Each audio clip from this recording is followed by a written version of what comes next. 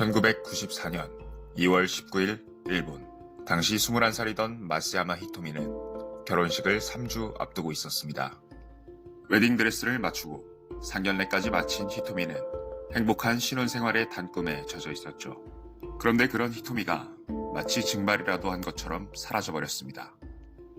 모든 것을 남겨둔 채로 말이죠. 일본 후쿠시마현의 치과에 근무하던 히토미는 결혼식 3주 전 행복한 신혼생활을 위해 근무하던 치과를 그만두기로 합니다. 그렇게 히토미의 마지막 근무날이던 2월 19일, 함께 근무하던 동료들은 축하와 꽃다발을 건네며 히토미의 결혼을 축하해줍니다. 당시 치과 동료들의 증언에 따르면 히토미는 평소와 다름없이 밝고 친절한 모습이었으며 결혼식을 앞둔지라 매우 들뜬 모습이었다고 합니다. 2월 19일 13시 10분, 히토미는 마지막 근무를 마치고 자신의 자동차를 타고 퇴근합니다. 그러나 그게 히토미의 마지막 모습이었을 줄은 아무도 몰랐습니다. 히토미가 자정이 지나도록 집에 돌아오지 않자 히토미의 가족들은 경찰에 신고를 합니다. 그러나 다 큰 성인이 그저 늦게 귀가하는 것을 대수롭지 않게 여긴 경찰은 이 신고를 그냥 넘겨버리죠. 그러나 며칠이 지나도록 히토미가 돌아오지 않자 경찰은 그제서야 사태의 심각성을 느끼고 수사를 시작합니다. 경찰은 제일 먼저 히토미의 주변 지인들을 조사하기 시작했습니다. 조사 중에 히토미와 함께 치과에서 근무하던 동료로부터 한 가지 제보를 받았는데, 히토미가 실종되기 며칠 전부터 치과로 히토미를 찾는 어떤 여성의 전화가 자주 걸려왔었다는 것입니다. 이 전화는 히토미의 마지막 근무일이자 실종일인 2월 19일에도 걸려왔었고, 이 전화를 히토미가 받았었다는 것입니다. 전화를 받고 난 뒤 히토미는 수시로 시계를 보며 시간을 확인했고 매우 초조해 보였다고 했죠. 이 제보를 통해 경찰은 전화를 걸어온 의문의 여성을 용의선상에 올리고 수사를 계속합니다. 수사가 계속 진행되면서 경찰은 한 가지 단서를 더 찾게 됩니다.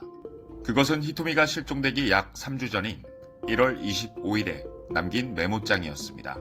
경찰은 이 메모장을 확인한 뒤 히토미가 앞두고 있던 결혼이 마냥 설레기만 한 것은 아니었다는 사실을 알게 됩니다. 점심시간에 X라는 여자에게서 전화. 그에게는 다른 여자가 있었다. 하지만 나는 의외로 냉정했다. 설마 했던 예감이 맞았었어. 그 애는 그런 여자 모른다고 하며 누군가의 장난이라고 부정했다. 믿어야지. 이 메모를 통해서 치과에 수시로 전화를 걸어 히토미를 찾던 의문의 여성은 히토미와 결혼을 앞둔 약혼자의 전 여자친구인 것을 확인하고 경찰은 두 사람을 함께 용의선상에 올립니다. 그로부터 며칠 후 히토미의 차량이 발견됩니다.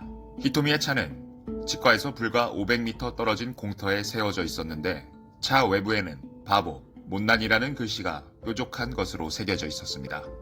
차 내부에는 퇴사하던 날 치과 동료들로부터 받은 꽃다발과 선물들, 자신의 소지품은 물론 소중히 여겼던 결혼반지까지 그대로 남겨져 있었죠. 결혼반지나 가방 등 돈이 될 만한 물건들이 사라지지 않고 그대로 남겨져 있는 것을 보고 경찰은 면식범의 원한 관계에 의한 사건으로 수사 방향을 결정합니다. 그리고 이미 용의선상에 올려두었던 히토미의 약혼자와 히토미 약혼자의 전 여자친구를 집중적으로 수사하기 시작합니다. 그러나 히토미 실종 당일 두 사람의 알리바이는 너무나 명확했기 때문에 어떠한 혐의도 발견할 수 없었습니다. 결국 사건은 미궁 속으로 빠져들었고 어떠한 용의자도 찾을 수 없게 되자 TV 프로그램을 통하여 히토미를 목격한 목격자를 찾는 것에 집중하게 됩니다. 그런데 당시 히토미 사건을 다룬 특집 방송에서 히토미의 약혼자를 인터뷰했는데 자신의 예비 신부가 실종된 사람이라고는 믿기지 않을 만큼 이해할 수 없는 발언을 합니다. 그녀를 찾을 수 있을 리가 없어요. 그녀는 본인의 의지로 스스로 실종된 것입니다. 라고 말이죠. 이 인터뷰를 미루어 볼 때 약혼자가 히토미의 실종과 관련해 중요한 단서를 알고 있거나 숨기고 있는 것처럼 보였지만 알리바이도 명확했고 이후로는 어떤 인터뷰에도 응하지 않았기 때문에 어떠한 정보도 얻을 수 없었습니다. 사건은 사람들의 기억에서 잊혀져 가는 듯했죠. 그런데 히토미가 실종된 지 약 1년 뒤인 1995년 1월 4일에 히토미의 집으로 어떤 여성의 전화가 걸려옵니다. はい、山です。もしもし、はい、お姉ちゃんだよ。え、お姉ちゃん。誰ですか？お姉ちゃんだよ。どちら様ですか？ひとみです。は？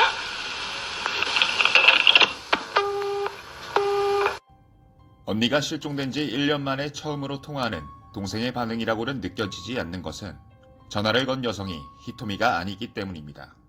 당시 히토미는 22살이었고 전화기 너머 여성의 목소리는 누가 들어도 중년 여성의 목소리였죠.